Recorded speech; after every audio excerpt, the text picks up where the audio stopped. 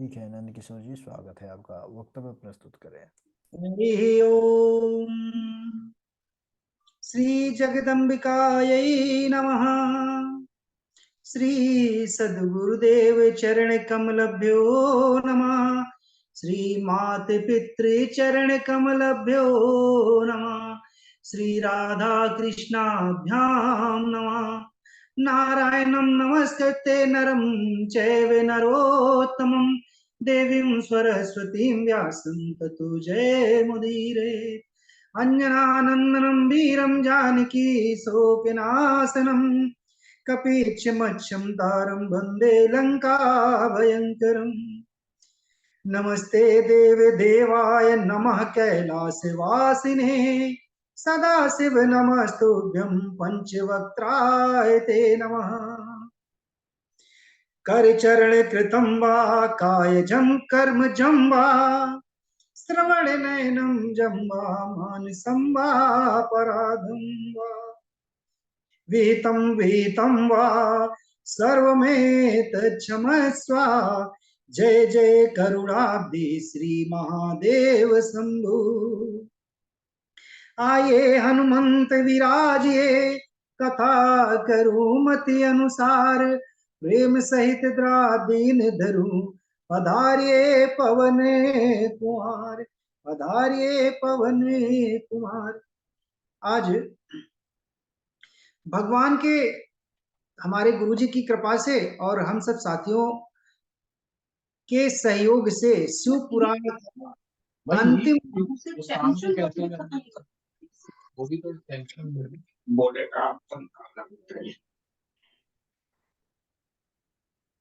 शिव पुराण का अंतिम। तो तिवारी जी की तो दोनों ट्रेनें कैंसिल हो गई भैया, बंद कर फिर ब्याह कैंसिल हो गया। अभी कुछ नहीं कैंसिल हुआ, कुछ समझ नहीं आ रहा है। भोले बाबा पे छोड़ रखा है हमने। शैलेन जी अपना मोबाइल स्पीकर बंद कर लीजिए। तो शिव महापुराण का बस आज और कल में विश्राम होगा। बड़ा ही सौभाग्य रहा कि और गुरु के आशीर्वाद से और भगवान की परम अनुकंपा से हम सभी ने शिव महापुराण का अध्ययन किया और बोलते हुए मेरे रोए खड़े हो रहे हैं। बड़ी ही कृपा, बड़ा ही भाग्यशाली मानूंगा मैं अपने को और धन्यवाद भी करूंगा कि शिव महापुराण सीखा। अध्ययन तो बहुत बार किया, 100 बार शिव महापुराण की कथा मैंने सुनी, एक पूरी डायरी मैंने मेंटेन कर रखी है, लेकिन उतना मैं ज्ञान कभी अर्जन नहीं कर पाया जितना मैंने गुरु के श्री मुख से अध्ययन किया। और बहुत अच्छा, मतलब मैं धन्यवाद, बहुत बहुत धन्यवाद गुरु का करूंगा, क्योंकि गुरु जी की कृपा से इतना बढ़िया शिव महापुराण अध्ययन कर लिया है कि कभी मेरे शिव और शिवा कृपा करेंगे तो सब सुनने में आनंद आएगा। तो हम भगवान के ज्योतिर्लिंग का वर्णन करेंगे सीधे, और उसी में बीच में संक्षेप में कथा में प्रवेश करेंगे। आप सब विद्युत जन ज्ञानी हैं, सब समझेंगे कहां पे बात कर रहे हैं। तो सबसे पहले सूत जी महाराज से प्रश्न करते हैं सौनक आदि 88,000 ऋषि मुनि, और क्या कहते हैं कि हे गुरुजी, मुझे भगवान के 12 ज्योतिर्लिंग का वर्णन सुनाइए।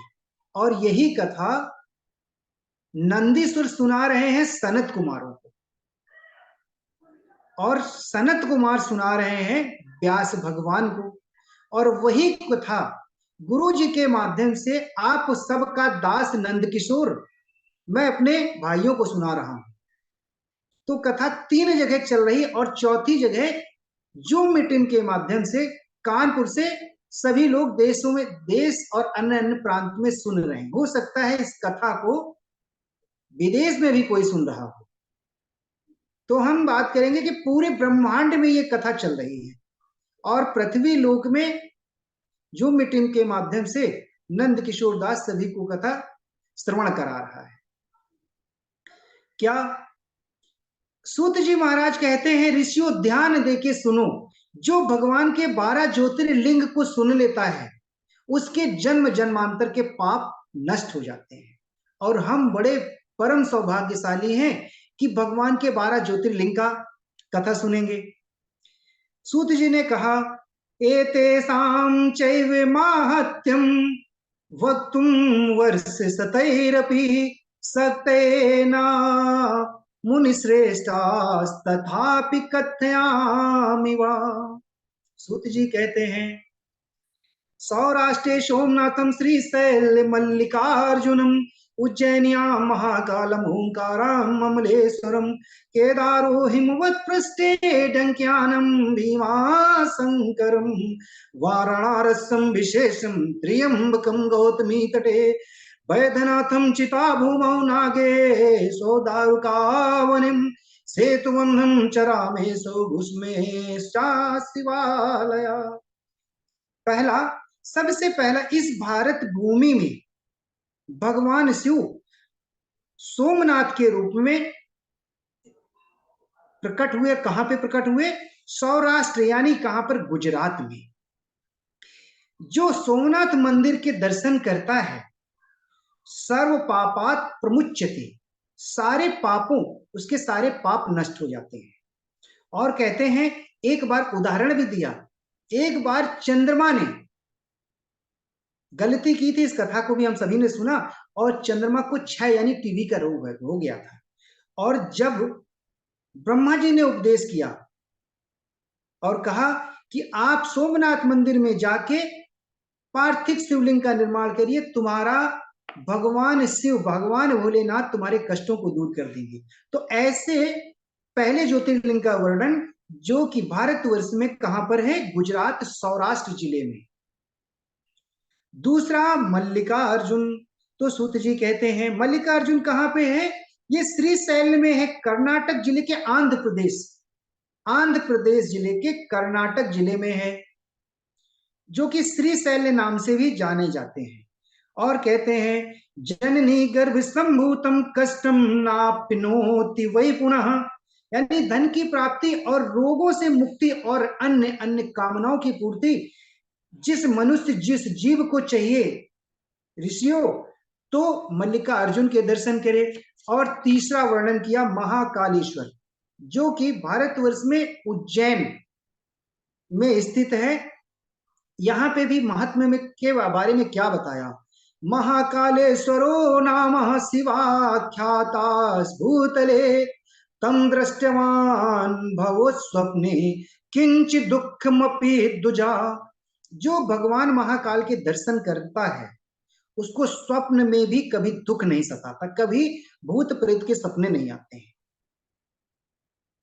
और चौथा, ओंकारेश्वर, जो कि ये ओंकार में स्थित है। और कहां पे ओंकारेश्वर? इंदौर से, मध्य प्रदेश में है। इंदौर से 80 किलोमीटर दूरी पे ओंकारेश्वर का मंदिर है। ये ओंकारेश्वर ज्योतिर्लिंग का वर्णन कर रहे हैं। और जिन सब की मनोकामनाएं पूर्ण होती है, मात्र गर्भम वसे नहीं, माता के गर्भ में बार बार भटकना नहीं पड़ता है। पुनरपि जननम पुनरपि मरण। अब पांचवा, केदारेश्वर महादेव का वर्णन आता है। ये उत्तराखंड के हिमाचल में भगवान केदारेश्वर ज्योतिर्लिंग के नाम से प्रकट हुए। और कहते हैं, बद्रीवन की यात्रा करने वाला जो जीवन से मुक्ति चाहता है, वो भगवान केदारेश्वर के दर्शन करे। और इसका केदारेश्वर भगवान का दर्शन करने के बाद में वो कभी पशु योनि में जन्म नहीं लेता है। फिर छठवां ज्योतिर्लिंग भीमाशंकर, ये कहां पे है? डाकिनी में है। और कहते हैं, दीन दुखियों की विपत्तियों का नाश, जो बेचारे दीनहीन गरीब हो, और भीमाशंकर भगवान का दर्शन करने के बाद उनके दुख दूर हो जाते हैं। और सातवां, विश्वेश्वर, ये काशी में विराजमान है, उत्तर प्रदेश के काशी जिले में विद्यमान है, जिसको कि वर्तमान में 4 नाम जाने जाते हैं, आप सभी जानते हैं, जिसको मुक्त क्षेत्र भी कहते हैं। और कहीं भी रहे, यानी काशी में रहने वाला हर प्राणी, पुराण कह रहे हैं, उसको मोक्ष ही मिलता है। जैसे मणिकर्णिका घाट में 24 घंटे मुर्दे जलाए जाते हैं, ये भगवान शिव का वहां का वरदान है, कभी भी जाइए। और 8वां त्र्यंबकेश्वर ज्योतिर्लिंग का वर्णन है। ये कहां पे है? नासिक जिले के गौतमी तटी पर स्थित है। वहां पे गौतम मुनि और उनकी पत्नी ने तपस्या की थी। और कहते हैं जो भक्ति पूर्वक दर्शन करता है अथवा प्रणाम कर लेता है अथवा स्नान कर लेता है तो वो सभी पापों से मुक्त हो जाता है। और 9वां वैद्यनाथेश्वर ज्योतिर्लिंग, जो कि चिता भूमि में सभी पापों से मुक्ति पा जाते हैं वो मनुष्य जो वैद्यनाथेश्वर भगवान का दर्शन करते हैं। और नागेश्वर कहां पे है? ये दारुक वन में है, जो तीनों लोगों की संपूर्ण कामनाओं को पूर्ण करते हैं। और 12वां ज्योतिर्लिंग कहां पे है? ये रामेश्वर के नाम से जाना गया है। और भगवान ने जब सेतु बंधु, मानस में आपने सुना है कि जब भगवान लंका पे रावण का वध करने के लिए जा रहे थे तो सेतु बंधु का निर्माण किया था। उस समय भगवान मेरे प्रभु श्री राम ने ज्योतिर्लिंग यानी पार्थिव शिवलिंग का निर्माण करके जब निर्माण किया तो भगवान अपने प्रभु को दर्शन देने के लिए साक्षात प्रकट हो गए थे। तो राम द्वारा बनाए हुए इस पार्थिव शिवलिंग का नाम दिया गया रामेश्वर ज्योतिर्लिंग। और कहते हैं यह लिंग मोक्ष देने वाला है, संपूर्ण कामनाओं को प्राप्त करने वाला है। और कहते हैं जब रामेश्वर ज्योतिर्लिंग का दर्शन करने जाएं तो गंगा जी का जल लेके जाते हैं और गंगा जी से भगवान को स्नान कराते हैं तो उसकी मनोकामना पूर्ण हो जाती है। 12वां ज्योतिर्लिंग घुश्मेश्वर, बहुत ही सुंदर कथा है घुश्मेश्वर की, अभी सभी ने इस कथा को सुना। और ये घुश्मेश्वर कहाँ है? ये शिवालय में है, जो कि पूजन दर्शन करने और सुख की वृद्धि के लिए है। इस तरीके से 12 ज्योतिर्लिंग का आपने वर्णन किया। बोलिए नमः पार्वती पते हर हर महादेव, यह शिव महापुराण,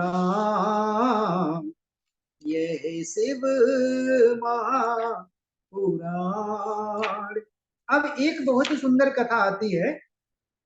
क्या वो कथा तो मतलब आपके मन को छूने वाली है, और कथा को ध्यान से सुनेंगे तो आपके मतलब तन और मन में और रोए में एक उत्तेजना, एक खुजली सी, एक मतलब खुशी का अनुभव, प्रसन्नता का अनुभव होगा। कौन सी कथा है?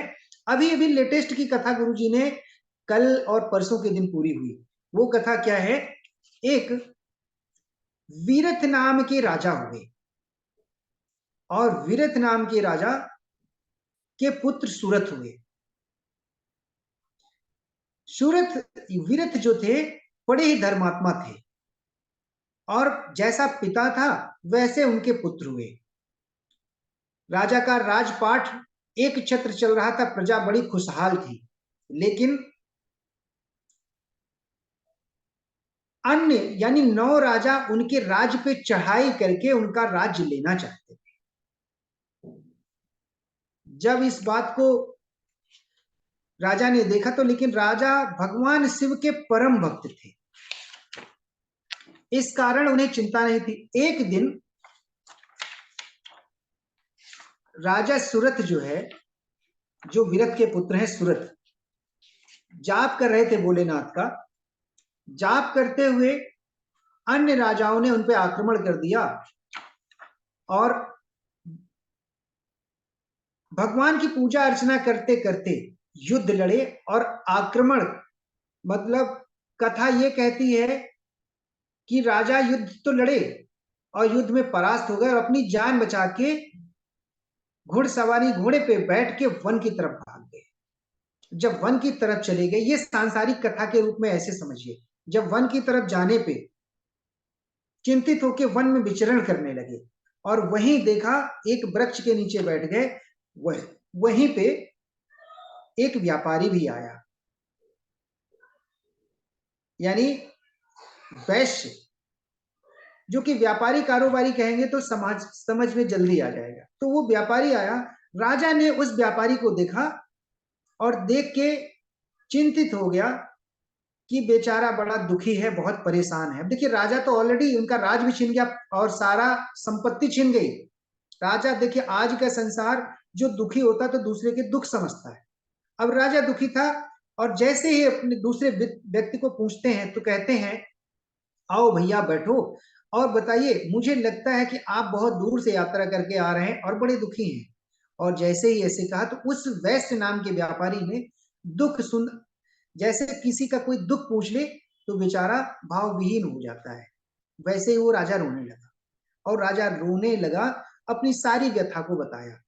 क्या कि मैंने जिन पुत्रों को, जिन पत्नी को पढ़ाया लिखाया, जिनकी सेवा की, और जब बच्चे बड़े हो गए तो मेरी पत्नी बच्चों के साथ हो गई और मुझको धन के कारण हमें घर से बाहर कर दिया।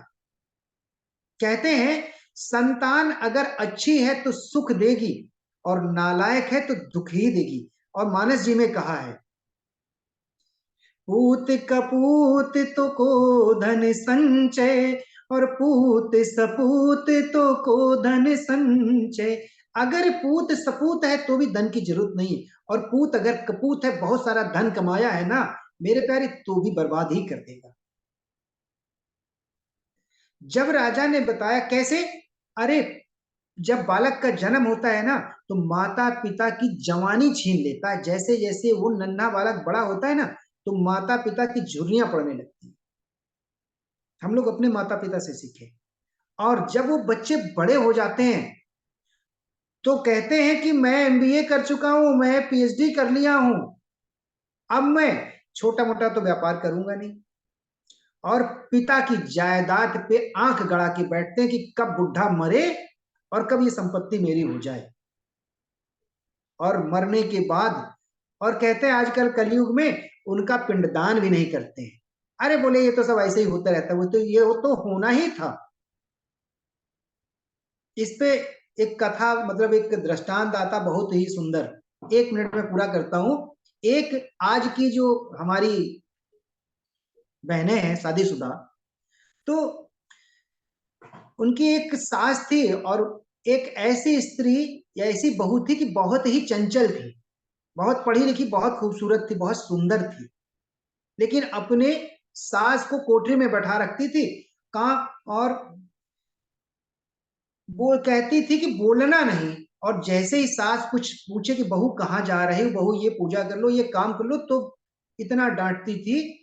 एक दिन उस बहू ने अपनी सास को घंटी पकड़ा दी और बोले तुम्हें जब भी कोई जरूरत हो तो उस घंटी को हिला देना, मैं तुम्हारे पास आ जाऊंगी। मतलब आने, उनके यहाँ के नौकर आ जाएंगे तुम्हें कुछ देने के लिए। एक दिन देखिए इत्तेफाक से क्या हुआ, वो घंटी खो गई।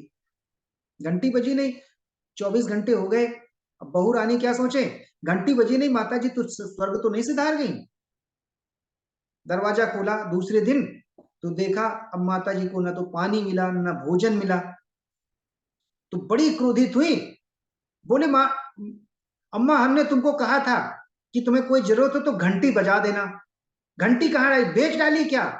जब इस तरह से कहते तो वो नन्हा बालक जो 6 साल का था वो आ जाता है।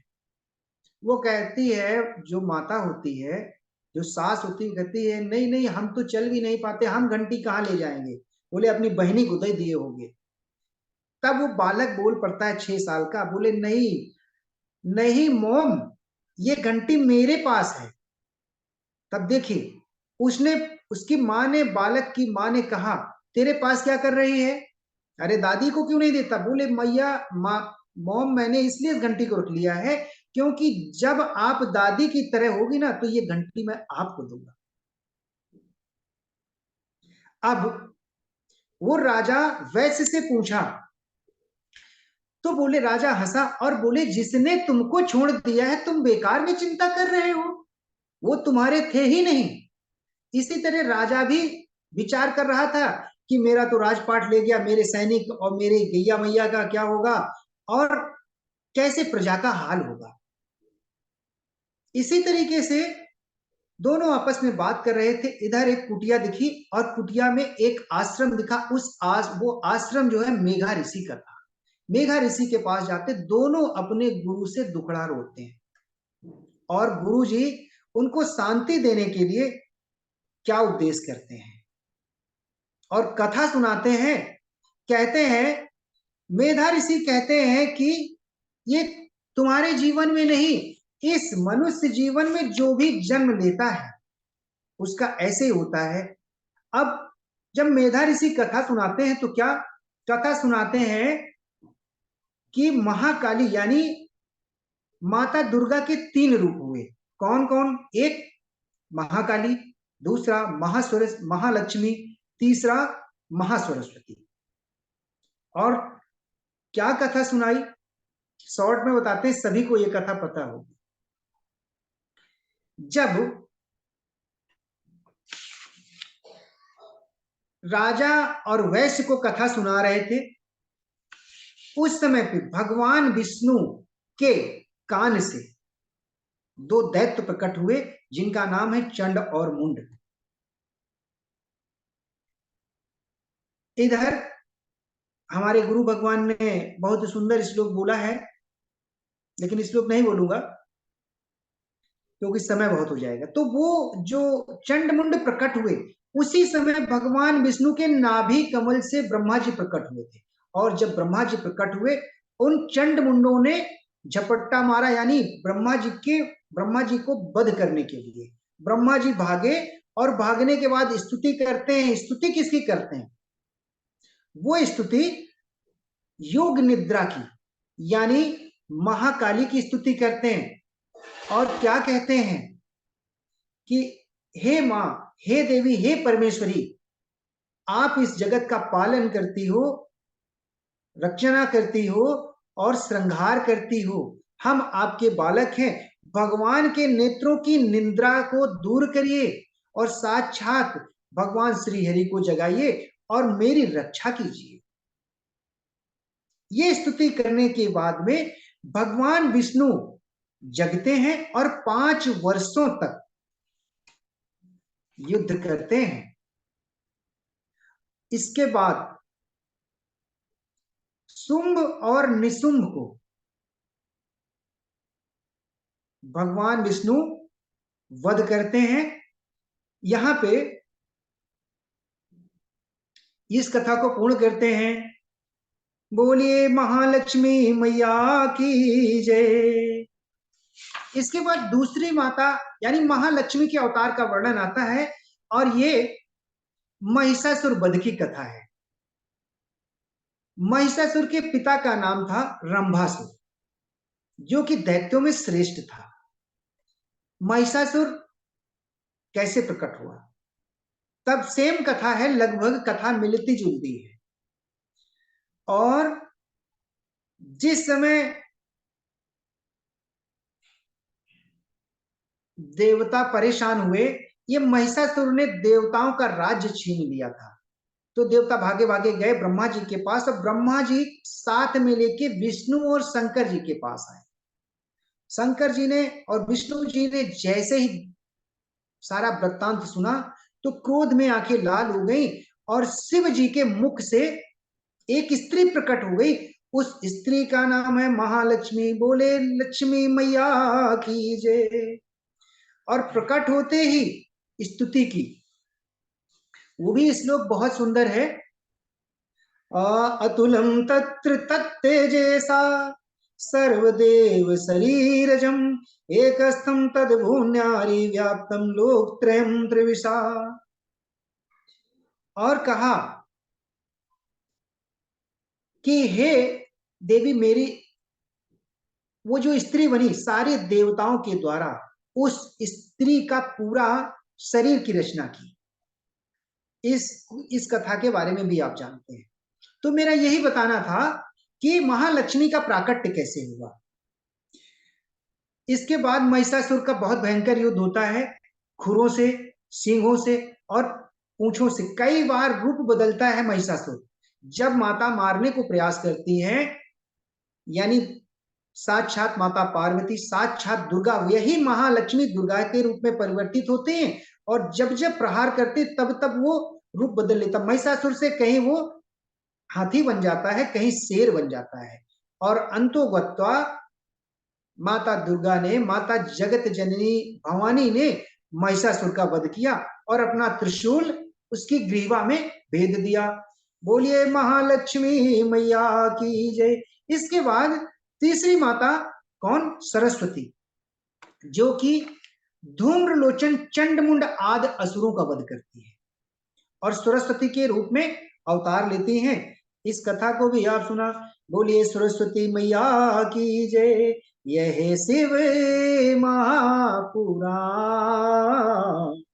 यह शिव महापुराण। ओम नमः शिवाय, ओम नमः शिवाय। कृष्णाय वासुदेवाय हरे परमात्मने प्रणतः क्लेशनाशाय गोविंदाय नमो नमः। नमः पार्वती पते हर हर महादेव शंभो। जी गुरु जी, कथा का विश्राम। बहुत बढ़िया, बहुत सुंदर। नंद किशोर जी बड़ी ही सरलता के साथ यह शिव महापुराण के चरित्रों को, आपके अंदर एक बहुत बड़ी प्रभु की कृपा है कि आप अपनी वाणी के द्वारा बड़े बड़े भावों को भी बड़ी सहजता के साथ जनमानस के हृदय तक उतारने का कार्य करते हैं। बहुत बढ़िया वक्तव्य रहा। वैसे तो बोलते हैं तैयारी नहीं है, लेकिन जब भी करते हैं तो बहुत बढ़िया करते हैं। और सबसे बड़ा श्रेय मैं गुरु जी, मैं अपने जीवन का मैं आपको दूंगा। आपको मैं अभी लेटेस्ट घटना, मैं अगर समय हो तो मैं 1 मिनट में पूरी करूं। जी जी जरूर। मैं चमन लाल भैया से बात हो रही थी। मैं दिल्ली में था, दिल्ली में बहुत सारे लोग थे। एक बहुत बड़े संत, मतलब उम्र होगी करीब 50 साल के ऊपर, जी जी। और करीब उनके 2 फीट के बराबर बाल होंगे, इतना बड़ा जूड़ा था। और मैं उन्हीं के साथ मेरा समागम हुआ, तो रात का समय था और बैठा, तो गौ कथा करते हैं महाराज। जी जी। तो अब उन्होंने एक ऐसा प्रश्न कर दिया, इसके बाद मैं ये समझ गया कि हम लोग पता है तो गुरु जी, हम लोगों को आपकी कृपा से बहुत पता है, उन्हें कुछ भी नहीं पता। और जो मैंने पूछा, जो उन्होंने कहा, उसका जो उत्तर दिया, तो फिर वो चुप ही हो गए और बोले, ये कहाँ से तुमने महाराज, ये कहाँ से आपने ज्ञान प्राप्त किया? मैंने कहा ये तो नहीं बता पाऊंगा। मैंने ये कहा, आपको अगर ज्ञान चाहिए तो मैं साक्षात दर्शन करा दूंगा उनके। मैंने कहा वो अभी यंग ब्लड लड़का है, और जो ज्ञान इस संसार में दे रहे हैं, मतलब उन्होंने प्रश्न क्या किया? उन्होंने कहा, ये देखिए हमारे पुराण में कितना बड़ा गलत लिखा हुआ। मैंने क्या लिखा हुआ महाराज? तो मुझे भी अपना तो पता करना था कि शायद हो सकता है ज्ञानी है, हमें कुछ तो प्राप्त होगा इनसे। उन्होंने कहा ब्रह्मा जी ने सरस्वती से शादी कर ली। मैंने कहा अच्छा। फिर उन्होंने कहा कि देवी भागवत में लिखा है कि सारे देवता और ये सृष्टि देवी से प्रकट हुई है। अब तो मेरा माथा ठनक गया। तो मैंने कहा महाराज बैठिए, आपसे कुछ वार्ता कर लेते हैं।